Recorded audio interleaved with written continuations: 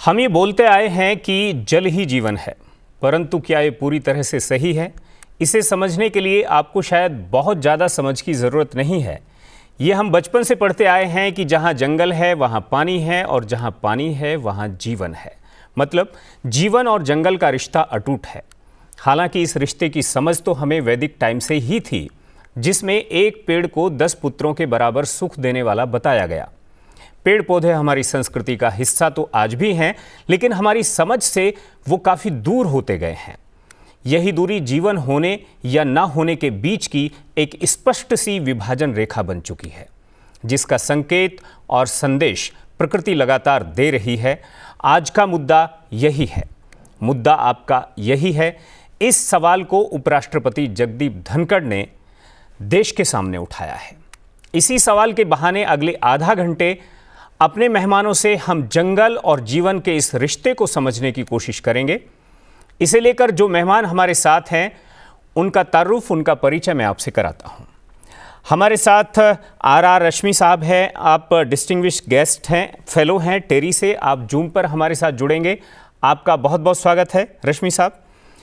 हमारे साथ अशोक पाई साहब हैं। आप former chief conservator of forest Uttarakhand से हैं। आप भी जूम पर हमारे साथ जुड़ेंगे। आपका बहुत बहुत स्वागत है। और स्टूडियो में हमारे साथ प्रोफेसर प्रमोद कुमार हैं अरविंदो कॉलेज से। आपका बहुत बहुत स्वागत है।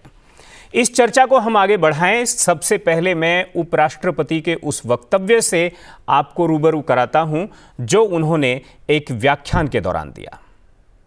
सिरसी को देखता हूं in the lap of majestic Western Ghats,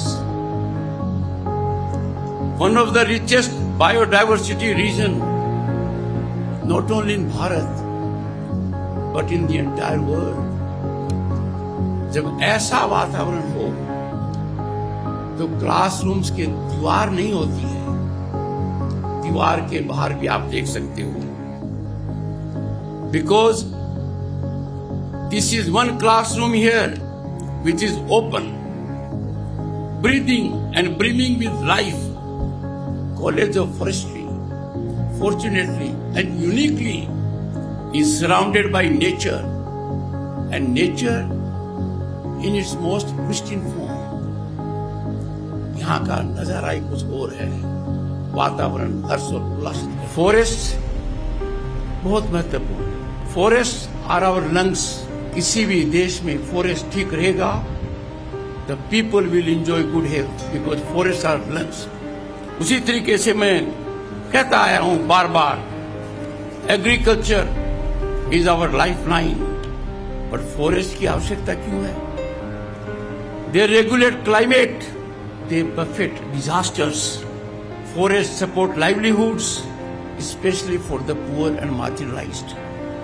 we must pledge to protect forests, and we must contribute in every manner we can, because climate change is a global challenge, is a global menace. Situation is alarmingly cliffhanging, और धरती माँ के अलावा हमारे पास रहने की और कोई व्यवस्था नहीं। धरती माँ के अलावा हमारे पास रहने के लिए और कोई व्यवस्था नहीं है। उपराष्ट्रपति ने जो अपना ये बयान दिया, रश्मि साहब, इस बयान के बरक्स मैं एक सवाल को यहाँ शुरुआत करना चाहूँगा। सवाल जो है ये स्पेस एक्स के मालिक एलन मस्क के एक इंटरव्यू से जुड़ा है। उन्होंने कल एक इंटरव्यू दिया और उस इंटरव्यू में उन्होंने कहा कि धरती अब अपनी उम्र पूरा कर सकेगी, इसकी संभावना कम है। लोग जितने दिन तक इस पर रह सकते थे उसकी संभावना कम है। 450 मिलियन साल तक यहाँ पर जीवन रह सकेगा, इसकी संभावना कम है। और इसलिए वो स्टार लिंक की बात करते हैं, स्पेस एक्स की बात करते हैं, मार्स पर, मंगल पर बस्ती बसाने की बात करते हैं, और ये सब वो जीते जी करना चाहते हैं। और हम साथ में ये भी जानते हैं कि वो चाहे चांद हो, वो चाहे मंगल हो, वहाँ का जीवन धरती के जीवन से, यहाँ के परिवेश से बेहतर नहीं है। मतलब इसके आगे वो कहीं नहीं ठहरता है। फिर भी ये सब बड़े लोग धरती को बचाने की, यहाँ के परिवेश को बचाने पर उतना ध्यान शायद नहीं रहता है जितना ये मंगल पर जाने की बात, चांद पर जाने की बात, या कहीं एक दूसरी दुनिया बसाने पर इस तरह का ध्यान जाता है। इस सवाल से मैं शुरुआत कर रहा हूं। मैं चाहूंगा कि आप इस पर अपना कुछ कमेंट जरूर करें। बहुत बहुत धन्यवाद मुझे पहले अपने शो पर आमंत्रित करने का। ये दूसरी दुनिया बनाने का सपना रखने वाले लोगों को उनका सपना मुबारक हो, लेकिन हमारी दुनिया की जो अपनी अभी समस्याएं हैं उन पर ध्यान देना ज़्यादा आवश्यक है। जैसा उपराष्ट्रपति महोदय ने कहा है कि इलॉन मस्क भले कुछ भी सोचें, वो तो अपने व्यवसाय की वृद्धि के दृष्टिकोण से देख रहे हैं। उन्हें चांद पर जाना है, मंगल ग्रह पर जाना है, किंतु दुनिया की जो आबादी है, जो कुछ ही अभी करीब 9 बिलियन के आसपास है, वो सारी आबादी तो हम मंगल और चांद पर ले नहीं जा सकते। और इसी पृथ्वी पर हमें रहना है, और इस पृथ्वी पर संकट गहराता चला जा रहा है। हमारे जंगल हैं, हमारी पर्वत हैं, पहाड़ हैं, हमारा वायुमंडल है, ये सब दूषित हो चुका है। और ये जलवायु परिवर्तन की समस्या इतनी गंभीर है कि सारा हमारा जो इकोसिस्टम इससे प्रभावित है। और दिनों दिन हमारे जो पृथ्वी का जो तापमान है वो बढ़ता चला जा रहा है। तो सारी स्पेसीज पर संकट है, सभी पर। और ये संकट बहुत ही शॉर्ट टर्म में हमें निपटाना है। ये हमें इसके लिए 100 सालों तक इंतजार नहीं करना है। तब तक हम चांद या मंगल ग्रह पर पहुंचेंगे, उसके पहले ही ये सारी जातियां समाप्त हो जाएंगी, ऐसी संभावना है। तो हमें तो अभी तुरंत इस तात्कालिक इस समस्या से जूझने की आवश्यकता है। और इसके लिए हमें इस प्रकृति को बचाना है। इस प्रकृति के जो नियम हैं उनका पालन करना है, इनका संरक्षण, इनका जो हम जिस तरह से शोधन करते हैं और हम जिस तरह से अपनी सारी जरूरतों की पूर्ति इसके माध्यम से करते हैं, उसको हमें देखना है, ताकि जो जनजीवन है इससे प्रभावित। बिल्कुल, मैं आपकी ओर आऊंगा एक बार फिर से। पाई साहब, यहाँ एक बात और भी है जो अब लोगों को एकदम सामने आ रही है, उन्हें हर साल दिखती है, और लगता है कि जो हवा है वो दम घोंटू हो रही है।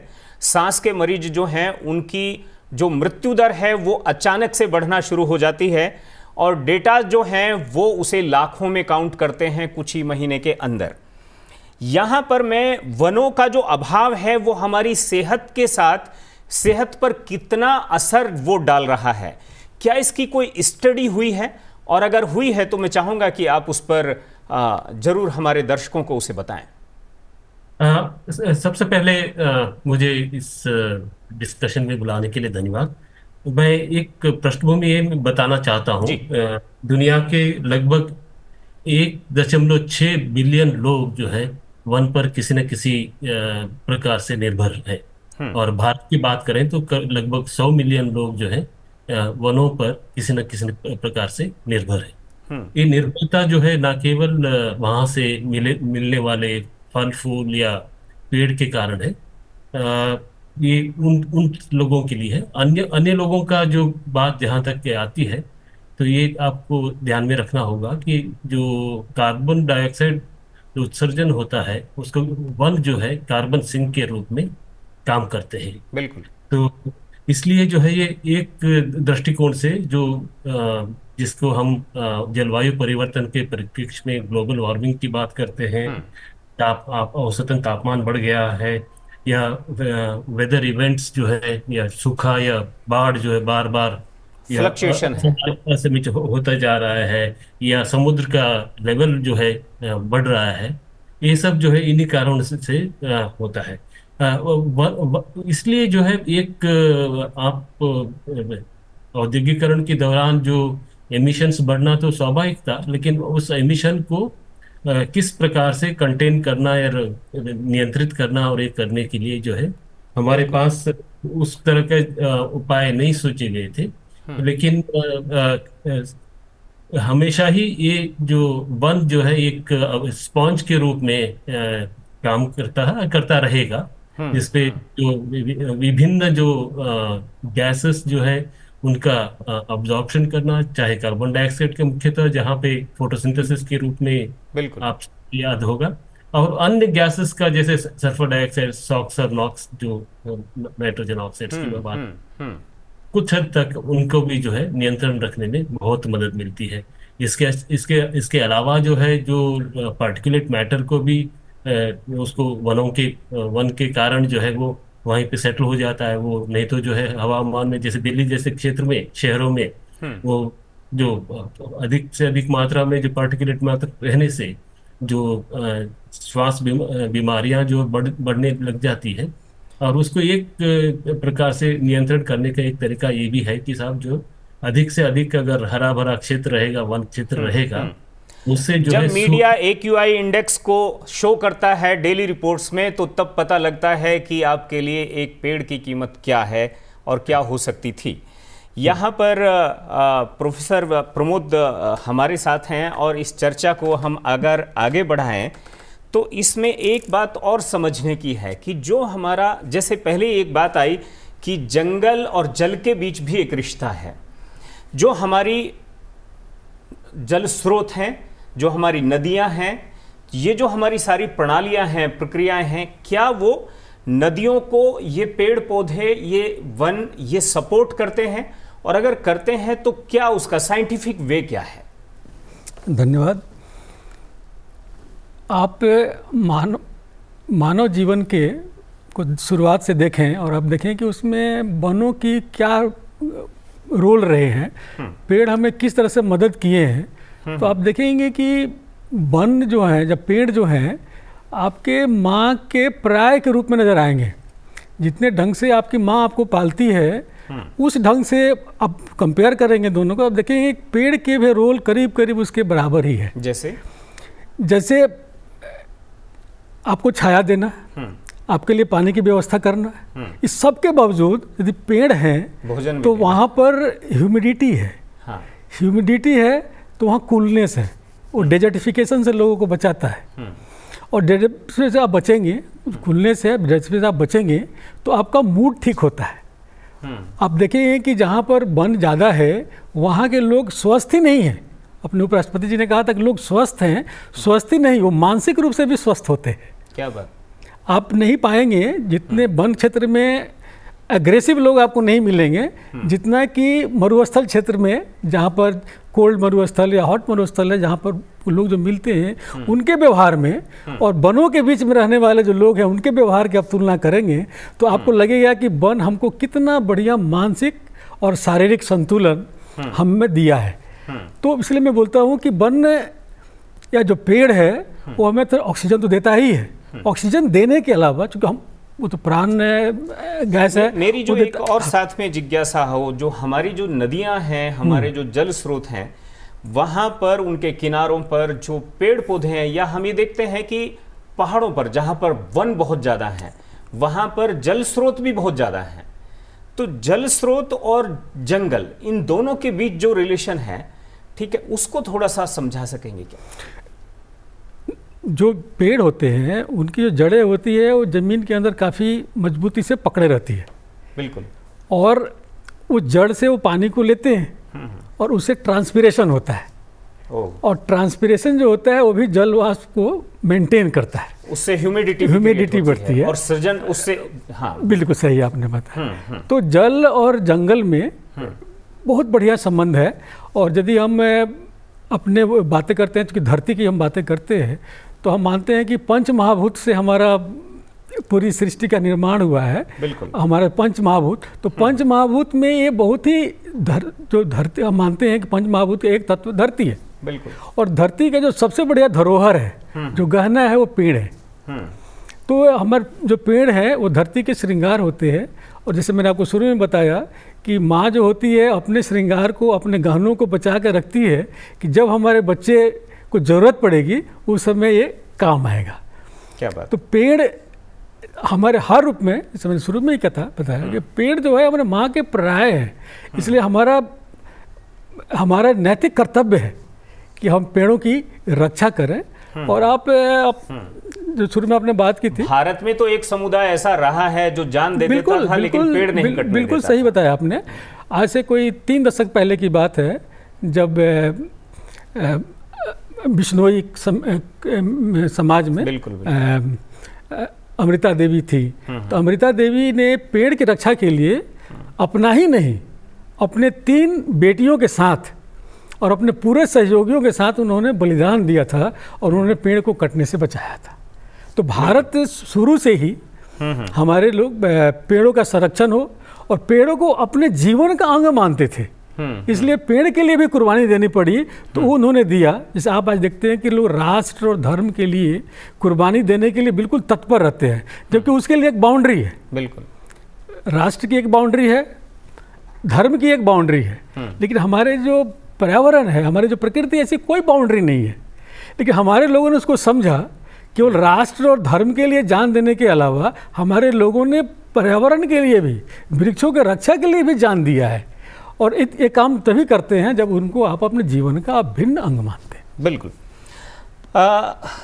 रश्मि साहब, एक बात और है, अगर हम इस सवाल को, सिलसिले को थोड़ा सा और आगे बढ़ाएं, एक मित्र ने सुझाव दिया कि पॉलिसी लेवल पर भी अगर हम कुछ मेजरमेंट लें, कुछ मौलिक सुधार करें तो शायद चीज़ें और आगे बढ़ सकती हैं। जो देश में खेती है, किसान हैं और किसानों के जो खेत हैं, अगर उन पर एक SOP बना करके और वहाँ 25% पेड़ों का होना, ये अगर आप अनिवार्य कर दें और वो लाभकारी हो, इस तरह से उसकी डिज़ाइनिंग हो, भले ही उसकी कार्बन क्रेडिट मिलने का काम उसको हो और कुछ प्रोत्साहन उसके साथ जुड़े हुए हों, तो जाहिर तौर पर अचानक से आपकी जो जंगल की जो ज़रूरतें हैं, जितना होना चाहिए, एक तो उसकी प्रतिपूर्ति होगी, साथ में पोषण सुरक्षा जो है वो बढ़ेगी और भी शायद उसके कई लाभ हो सकते हैं। रश्मि साहब जी, ये सुझाव अच्छा है। अब ये 25% होना चाहिए या कितना, इस पर तो तत्काल इस पर कोई राय संभव नहीं है, लेकिन इसमें कोई राय नहीं है कि जंगल और कृषि और का तादाद में है, और जंगल बचाने के लिए जंगलों में अच्छा काम हो रहा है। बल्कि पिछले 30 सालों में सुप्रीम कोर्ट के दखल के बाद से जंगलों में काफी परिवर्तन आया है, जंगलों का कटना लगभग बंद हो गया है। और हमारे भारत के जो जंगल हैं, बल्कि भारत को इस बात की दाद मिलती है विदेशों में कि हमारा देश एक कुछ गिने चुने देशों में ऐसा देश है जहां जंगल कटने के बजाय बढ़ रहे हैं। और लेकिन साथ साथ इस बात की आवश्यकता है, अगर हम अपने टोटल पूरे ग्रीन कवर को बढ़ाना चाहते हैं, अभी करीब 24% हमारे पूरी क्षेत्रफल का जंगलों पर के अंदर आता है, और उसमें लेकिन सभी पूरे घने जंगल नहीं है, घने जंगलों का प्रतिशत कम है।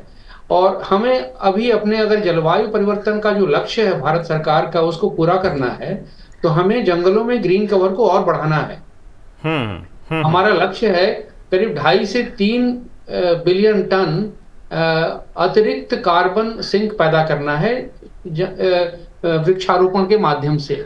और ये वृक्षारोपण सिर्फ जंगलों के अंदर नहीं हो सकता है, ये वृक्षारोपण, इसके लिए हमें खेती की जमीन और जंगलों के बाहर की जमीन का उपयोग करना ही पड़ेगा, क्योंकि जंगलों के अंदर ये जमीन उपलब्ध है नहीं है। बिल्कुल। और उसमें बहुत सारे नियम हैं, कानून हैं, जो हमारे मित्र अशोक जी बताएंगे।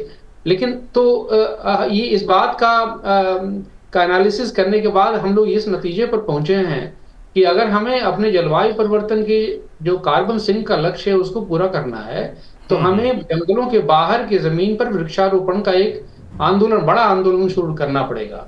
और ये इसको ट्रीज आउटसाइड फॉरेस्ट कहते हैं, उसमें अभी हमारा प्रतिशत 3% है। बिल्कुल।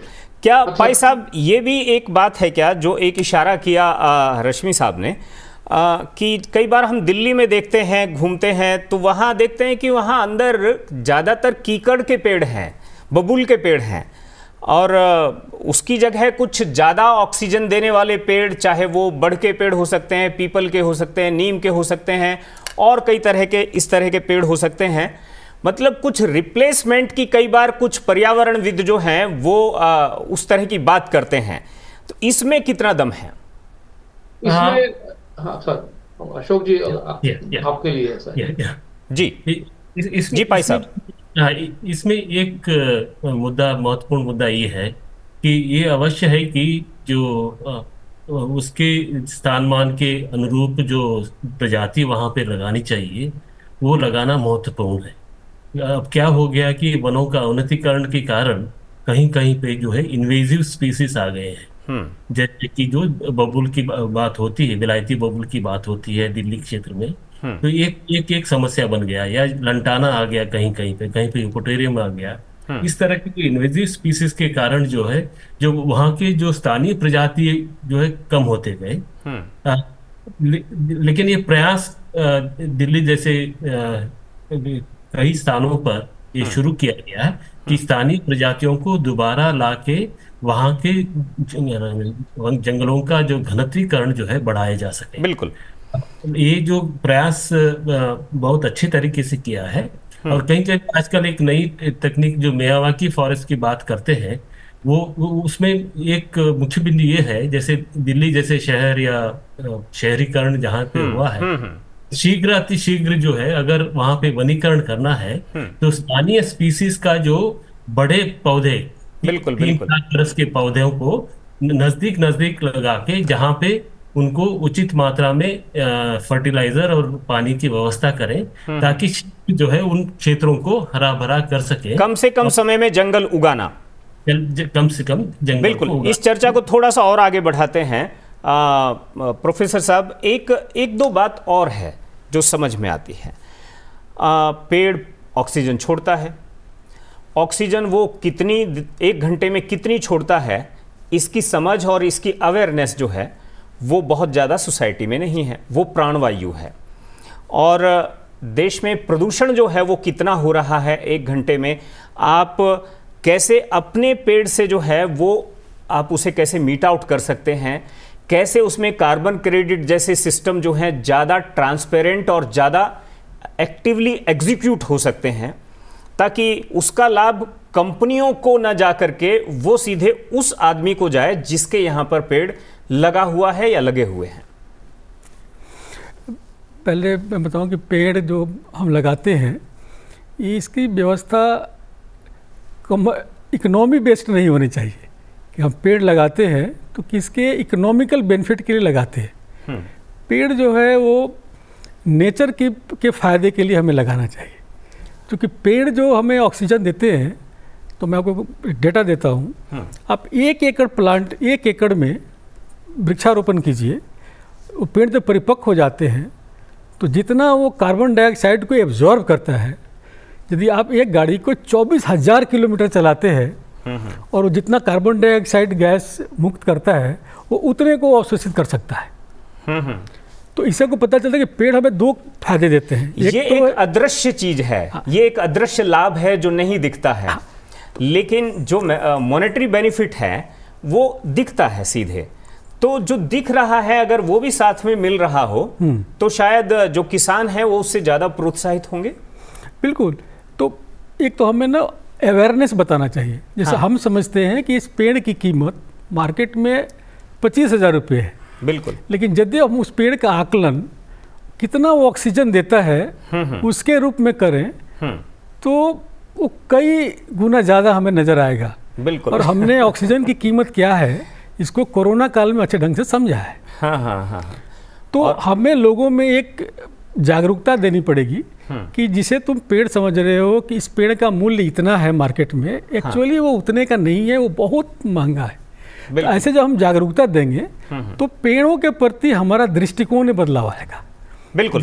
रश्मि साहब, एक आखिरी सवाल और है, और एक सुझाव और मेरे एक मित्र ने दिया। उन्होंने कहा कि भाई आप जनगणना के साथ में वृक्ष गणना भी कराइए, हर पेड़ को एक चिप लगाइए, हर ब्लॉक लेवल पर उसका एक कंट्रोल रूम बनाइए, वो पेड़ कितने पेड़ किस किसान के खेत में खड़े हैं उसका रिकॉर्ड आपके पास रहे, वो कितने बड़े हैं, कितनी ऑक्सीजन, क्या उनकी वैल्यू है, और उस हिसाब से सरकार भी और कंपनियां भी वो उसको इतना प्रोत्साहन दें कि मतलब जो सामाजिक वानिकी की बात हो रही थी कि हर आदमी पेड़ लगाने को भी अपनी जीविका समझ ले, कि जो पेड़ लगा कर के भी अच्छे से अपना जीवन जी सकता है, पेड़ लगाना एक अभियान, आंदोलन और इसके भी आगे की चीज बन जाए, क्या संभावना लगती है?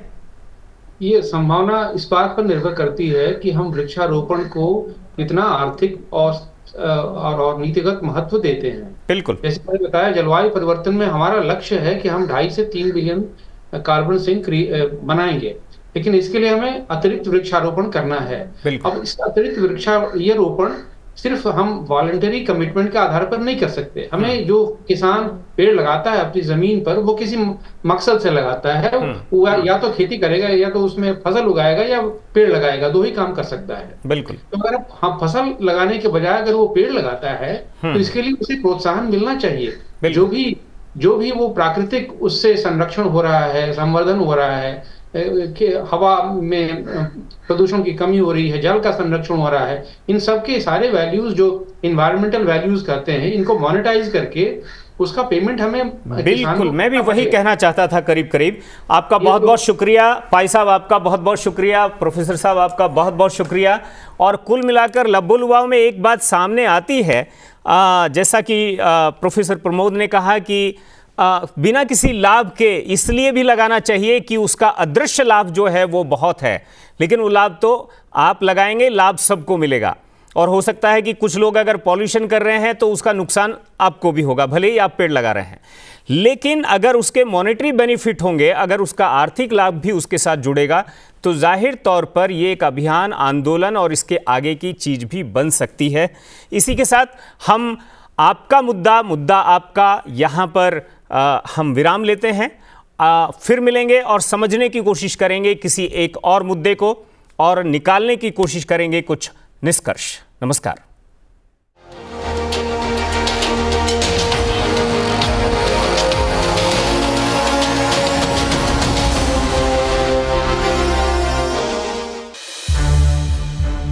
संसद टीवी के और भी प्रोग्राम्स देखने के लिए सब्सक्राइब करें हमारा YouTube चैनल, और हाँ, इन्हें लाइक और शेयर करना ना भूलें।